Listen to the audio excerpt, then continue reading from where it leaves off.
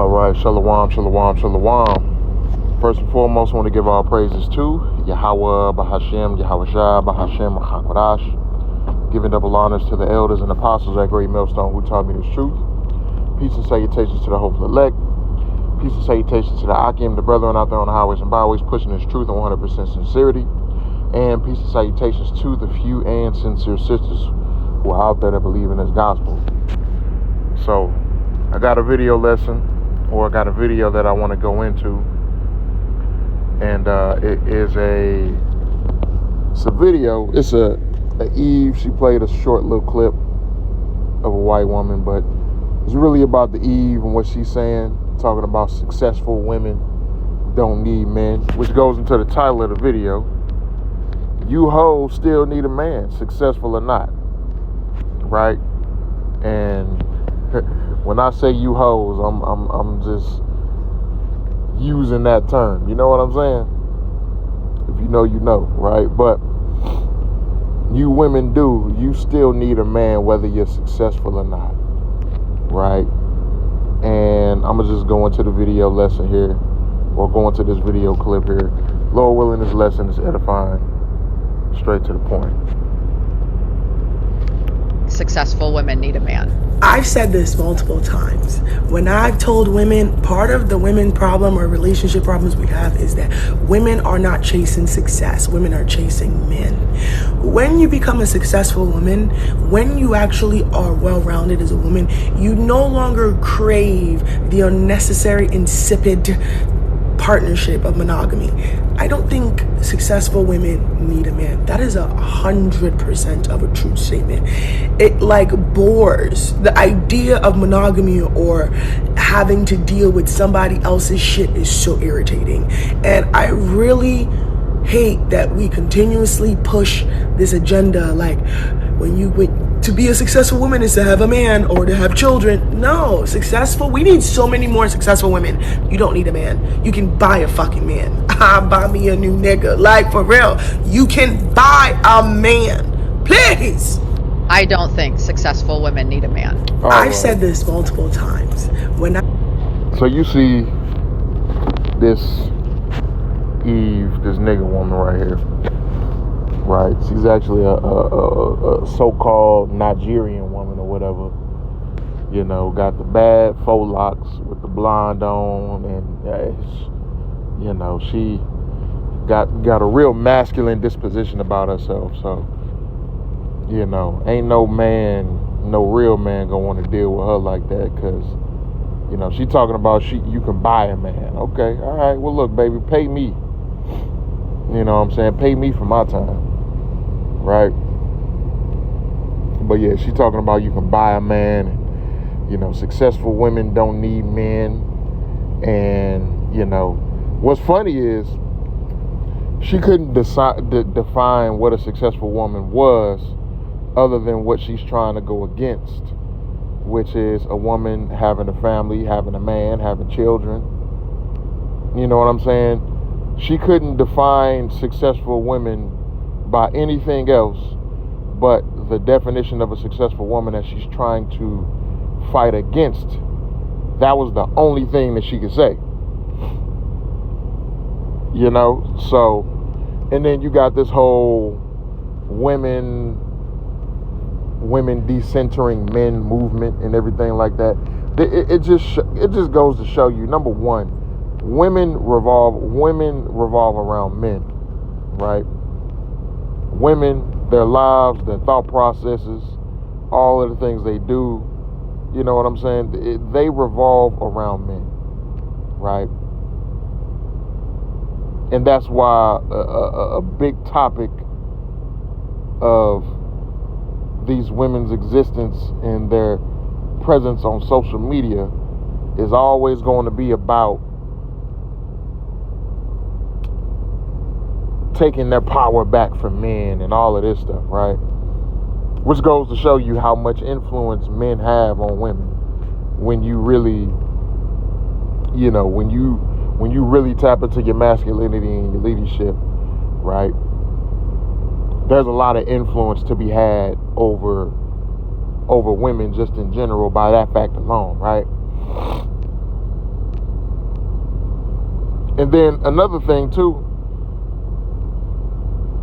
the fact that you can be a quote-unquote successful woman, what she's probably mentioning is having a career, you know what I'm saying, and having money and traveling and all that other shit, right? Which, in my opinion, there's nothing wrong with a woman who got a career. I would rather have a woman who has a career or who has something to lose than, you know, a woman who doesn't, right? Like the elder brother Itazawam in the camp, in the St. Louis camp, you know, he, you know, we have conversations all the time about, you know, women, our dealings with women and everything like that. And one of his topics was, or one of the things he said is, you know, don't deal with a woman who ain't got shit to lose. You know. Hold on 1 second, Salaki. Hey, so I don't have any issues with the trailer ABS. Do you have issues with the tractor? Nah, I don't have any. See your leg. It's just the trailer ABS light that's on. No? Can you pop the hood for this one? I'm just check a fuse on this one. All right. Salaki, I'm getting my truck worked on. So, yeah, a lot of women, the success that they quote unquote talk about having, they wouldn't even be possible without men. Without men building the society, the structure and the infrastructure for them to be able to even have that quote unquote successful career and all of that shit, right? So, as women, you still need men, right? This is the book of 1 Peter chapter 3, verse 1. It says, likewise, ye wives, be in subjection to your own husbands, that if any obey not the word, they also may without the word be won by the conversation of the wives, right? While they behold your child's conversation coupled with fear, whose adorning let it not be that outward adorning of plaiting of the hair and of wearing of gold or of putting on of apparel, but let it be the hidden man of the heart, and that which is not corruptible, even the ornament of a meek and quiet spirit, which is in the sight of Yahweh of great price. For after this manner, in the old time, the holy women also, who trusted in the Most High, adorned themselves, being in subjection unto their own husbands. Right? Even as Sarah obeyed Abraham, calling him Lord, whose daughters ye are, as long as ye do well, and are not afraid with any amazement.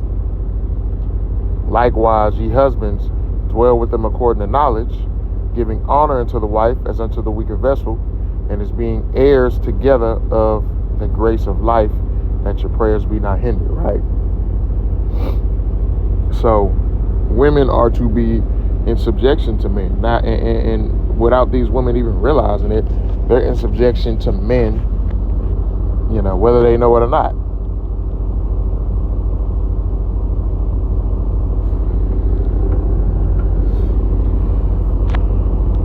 You know, a lot of these women are in subjection to men, whether they truly know it or not. Right? In this society, a lot, you know, you women are subject to men. Right? You go to your job, you're subject to a man. You a lot of the main problem that these women have being a subject to men is being in subjection to the man that they have at home. Which that's ass backwards. You know, but this is the time that we live in. But this is the environment that Esau has created. Esau Edom has created. You know, where these women have that type of liberty to go out and do that, right?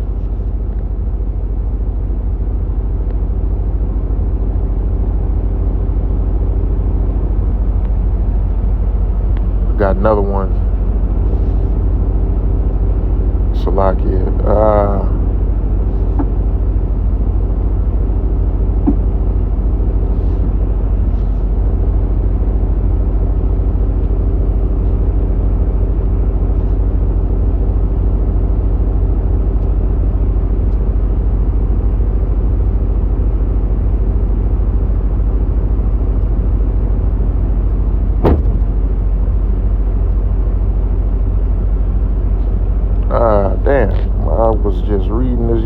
Ephesians, Salakia.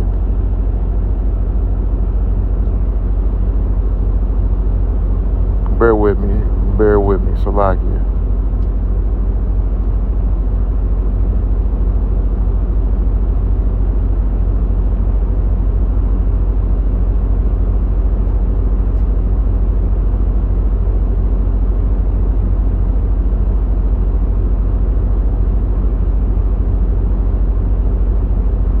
Here it is.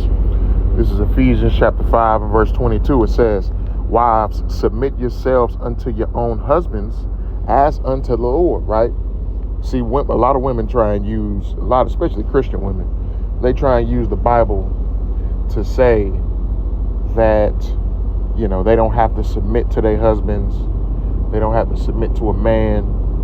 A lot of women think that they can determine whether a man is righteous or not. You know what I'm saying? The scriptures don't say that. The scriptures say, wives, submit yourselves unto your own husbands as unto the Lord, right? A woman who truly fears Yahweh B'Shem Yahweh Shai is going to submit herself to her husband, to her man, right? And number one, if her man is unrighteous, if her man is a wicked man, well, what does the book of Sirach say? The book of Ecclesiasticus in verse 20, chapter 26, right? We started with 3. It says, a good wife is a good, 26 and verse 3, a good wife is a good portion, which shall be given to the portion of them that fear the Lord, right?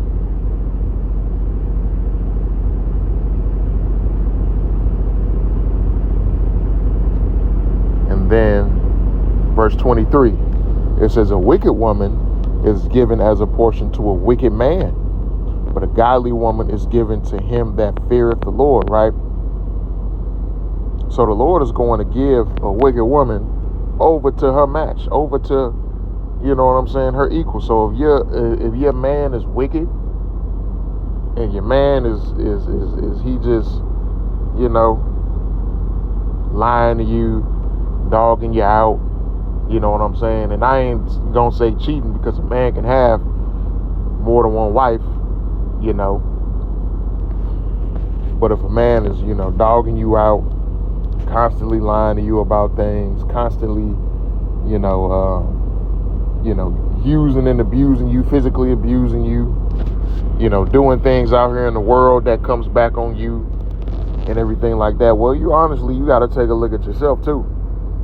Because what about you has caused the Lord to give you over to a man as wicked as that, right? So if you're a woman and you're looking to have a righteous husband, but you got a wicked husband, well, you gotta, you gotta look at yourself in the mirror too. And also, if you really trust in the Lord, you're gonna trust that Yahweh B'Shem Yahweh Shai is going to send you a man who is going to be good for you. A man who is going to be, an effective leader. He's going to love you properly, according to the scriptures. He's going to treat you in a respectable manner. You know what I'm saying? So, you really got to, women, you got to have faith in Yahweh B'Shem Yahweh Shai too. But the way that one of the main ways that you show that is through you being in subjection to your man. Right? This is Isaiah chapter 4 and 1. And it reads, it says, and in that day, 7 women shall take hold of one man, saying, we will eat our own bread and wear our own apparel. Only let us be called by thy name to take away our reproach, right? Because, hey, we're coming into the times where, these women are going to be going through hell. These women are going to be going through, they're going to be plagued just like the rest of the world, but they're going to get plagued the most. Call her Yahweh B'Shem Yahweh Shai, 1144. But they're going to be getting plagued the most because what? They're the weaker vessels. Right? Women are the weaker vessel. And women who don't have a covering, they're going to be easy targets. You know, they're going to be easy targets for men who are looking to prey on women. You know what I'm saying? So, you saying you don't need a man, well, we going to see in these coming times. We going to see when all hell breaks loose. We going to see when, you know, civil unrest, and you got all of this shit going on where people running up in folks' houses. As the scriptures say, you know, there shall be an insurrection among men. You know, every man spoiling his neighbor for the lack of bread. So we gonna see in that day how much you don't need a man. You know what I'm saying? We gonna see in that day, right? Now I'm gonna close it out with here. Isaiah 32 and verse 9. It says, "Rise up, ye women that are at ease. Hear my voice, ye careless daughters. Give ear unto my speech. Many days and years shall ye be troubled, ye careless women, for the vintage shall fail, the gathering shall not come. Tremble, ye women that are at ease. Be troubled, ye careless ones. Strip you and make you bare, and gird sackcloth upon your loins. They shall lament for the teats, for the pleasant fields, for the fruitful vine," right? Because, again, here in Babylon the Great, man, here in America, this is a gynocentric society, right? Or a feminized society, a feminine-centric society, where things are centered around pleasing women. Ironically, things are centered around pleasing women, but women, everything they do is for men. You know, just about everything that these women do is for men, to get the attention of men, right? And again, I listen to you know, a couple of dating coaches on YouTube, and a point that I've heard before is that what can a man use a woman for versus what a woman can use a man for? A woman can use a man for his time, his attention, his money, his resources. She can use a woman for sex. I mean, she can use a man for sex. There's a myriad and variety of different things that a woman can use a man for versus what can a man really use a woman for. A man can really only use a woman for sex, right? Maybe money, you know, but typically a man can really only use a woman for sex. She really doesn't have anything else that a man can use her for, right? So, you know, even in this gynocentric society where the society is focused around pleasing women, women still focus on really being accepted by the men that they want and that they're attracted to, and the men that they want to be with. And you get women like this chick, you know, with the golden, the blonde faux locks and all that other shit, you know, talking about we don't need men. She's really just been rejected by the men that she truly desires. You know, and that's a lot of those women who have that masculine energy like that. You know, they've really just been rejected by the men who they truly desire. It's really all that is. You know. So with that, Lord willing, this video lesson was edifying. Giving all praises to Yahweh, Bahashem, Yahweh Shah, Bahashem Chakodash. And until next time, Shalom.